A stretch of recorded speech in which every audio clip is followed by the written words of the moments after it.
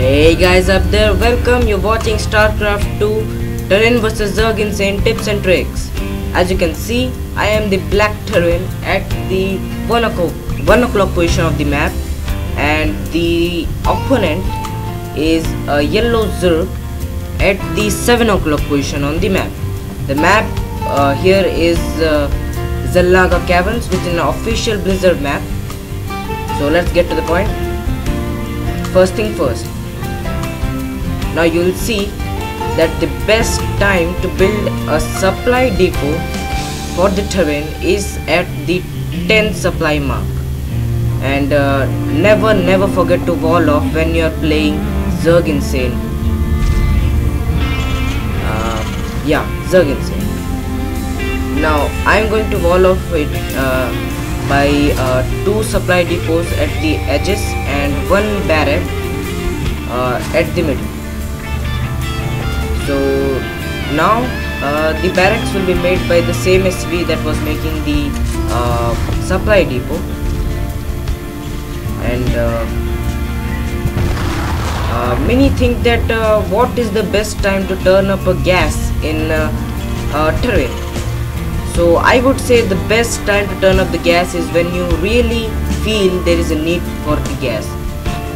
Well, I feel the need for gas when it's just going to finish the second barracks, and that's when I actually start a refinery. And as you can see over here, the overlord has started its way to my base, and my first barracks is just going to be complete, and hopefully it's gonna produce some marines to just stop it from seeing anything. And that's my second barracks coming up. I forgot to warn you something, that my computer is not so good one. It may lag a bit, but you won't miss any action. That's guaranteed.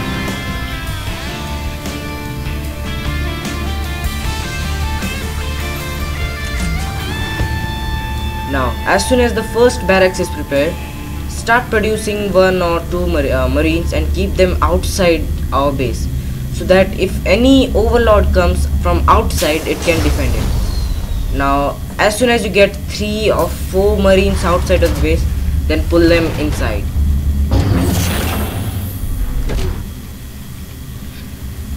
As I told you, the best time to start a refinery is that almost when it's going to finish the second barracks.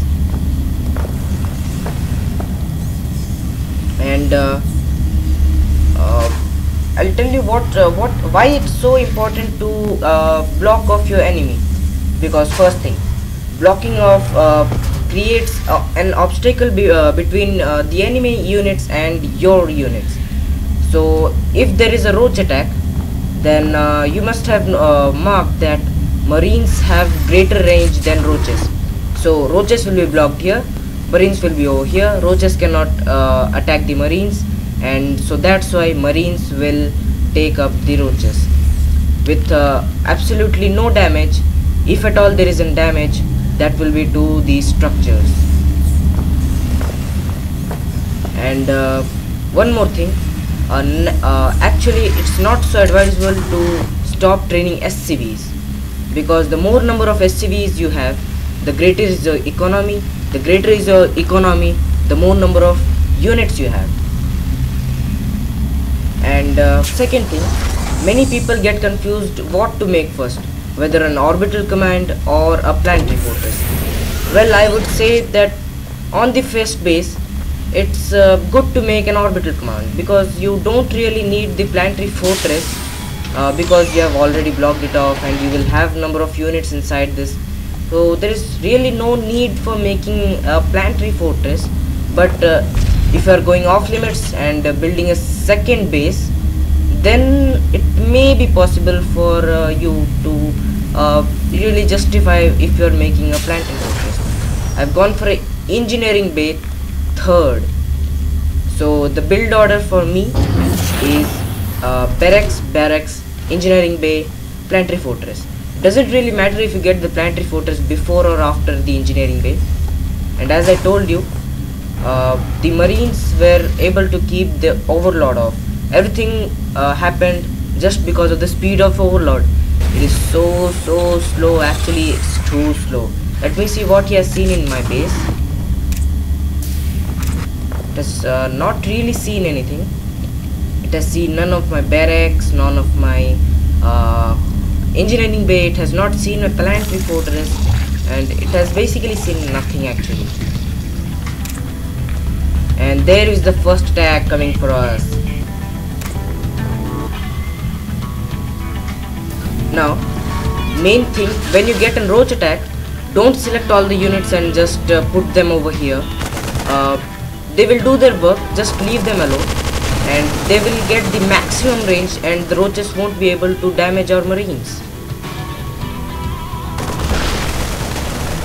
Don't worry about the marines killing the roaches. They will be able to, because they have much more range than the roaches, as you have you must have seen over here. They were not able to kill even one marine, but I was able to kill 2 roaches, and a damage of actually very negligible damage, because I can later repair this barracks. Now I have got stimpack researching, and I have got the infantry weapon level 1. And thing to note, you must not really rely on the wall of barracks, because it can be destroyed anytime, and so you must be prepared for the time when you have not got this barracks. So there is not recommended to really make some reactor or tech lab over here, and it is better to make another barrack and build whatever you want to build. And stimpack are very useful thing, because you know, many think that using stimpack reduces the life, so it's not really that much it's not really of that much need. But I tell you, stimpack, without stimpack, your chances of winning TVZ is reduced by half, 50-50 that is. I am building a factory over here. There is not much need for factory other than Helian harass, but factory is needed for making starport, so that's why I am making that factory. Well, later on it's going to help me a lot, but for now I don't need a factory, I need a starport, and for that only reason I am making a factory, so that I can build a starport.